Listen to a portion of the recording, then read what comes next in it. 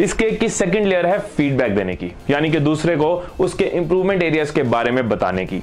जब भी आप किसी में कुछ इंप्रूव कराना चाहो, किसी को किसी चीज में करेक्ट करना चाहो, तो फीडबैक के ये 7 गोल्डन रूल समझ लो, आपके हमेशा काम आएंगे। फीडबैक देने के लिए फर्स्ट रूल है ओनली इफ इंपॉर्टेंट।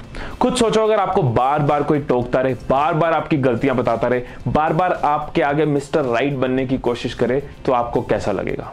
इसी तरह से आपको भी हमेशा मिस्टर राइट बनने की जरूरत नहीं और बार बार दूसरों की गलतियां निकालने की, दूसरों को टोकने की जरूरत नहीं। जब भी किसी को फीडबैक देने लगे हो तो खुद से पूछो, क्या ये सच में जरूरी है? क्या मैं सिर्फ अपनी ईगो को सेटिस्फाई तो नहीं कर रहा? क्या मैं सिर्फ अपने आप को खुश करने के लिए तो नहीं उसको फीडबैक दे रहा? क्या सच में उसको ये फीडबैक देने की जरूरत है? उसमें एक इंप्रूवमेंट आएगी मेरे फीडबैक देने से, तो वो फीडबैक जरूर दो।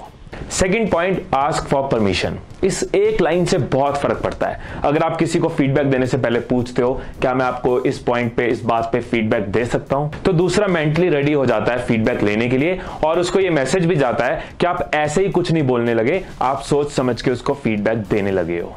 Third point, give feedback in private. वो कहते हैं ना, appreciate in public and criticise in private. So जब भी किसी को फीडबैक देना हो, मेक श्योर कि आप लोगों के सामने नहीं दे रहे। हमारा पर्पस उसकी बेइज्जती करना नहीं है, हमारा पर्पस उसको इंसल्ट करना नहीं है, हमारा पर्पस उसको इंप्रूव करना है। सो इसके लिए जरूरी है कि जब भी आप फीडबैक दो, उसके सोशल इमेज का, उसकी रिस्पेक्ट का ख्याल रखते हुए प्राइवेटली उसको फीडबैक दिया जाए। Fourth point, target the behaviour not the person. ये एक बहुत इंपॉर्टेंट पॉइंट है।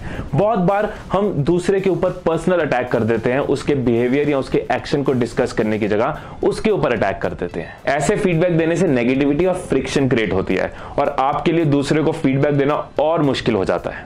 तुझे ना बोलने की तमीज नहीं है, तुझे प्रेजेंटेशन नहीं बनानी आती, तुम बार बार मेरी बात काटते हो। अब ये सब पर्सनल अटैक है, यानी कि दूसरे को बुरा लगेगा ही लगेगा और वो आपके फीडबैक को रिसीव नहीं कर पाएगा। अब दूसरे के ऊपर अटैक करने की जगह हम उस बिहेवियर को, उस एक्शन को डिस्कस करें जो हमें सुधारना है। फॉर एग्जांपल, तुझे प्रेजेंटेशन नहीं बनाना आता, इसकी जगह एक्शन को डिस्कस करें कि ये कलर्स बहुत डार्क हो रहे हैं, यहाँ पे लाइट कलर्स यूज करने चाहिए।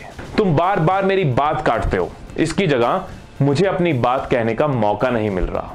तुझे ना बोलने की तमीज नहीं है, इसकी जगह ऐसे वर्ड्स ना यार मुझे बहुत हर्ट करते हैं। सो ऐसे जब आप दूसरे पे पर्सनल अटैक नहीं करते और अपने व्यू पॉइंट से एक्शन और बिहेवियर को डिस्कस करते हो, तो दूसरा इंसान आपके फीडबैक को नेगेटिवली नहीं लेता, बहस में कन्वर्ट नहीं हो जाता, आर्ग्यूमेंट नहीं होते, बल्कि दूसरा इंसान पॉजिटिवली उस बात को समझ पाएगा।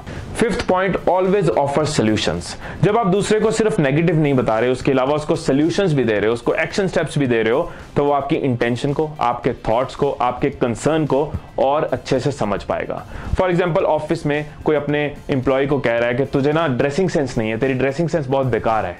इसमें सोल्यूशन नहीं है। सोल्यूशन कब होगा? जब उसको सजेस्ट किया जाएगा कि तुझे बिजनेस फॉर्मल्स पहनने चाहिए, तेरे पे लाइट कलर टाई ज्यादा सूट करती है, तेरी शर्ट्स आयरन होंगी तो तेरी पर्सनैलिटी और बेटर लगेगी। Sixth point, one issue at a time.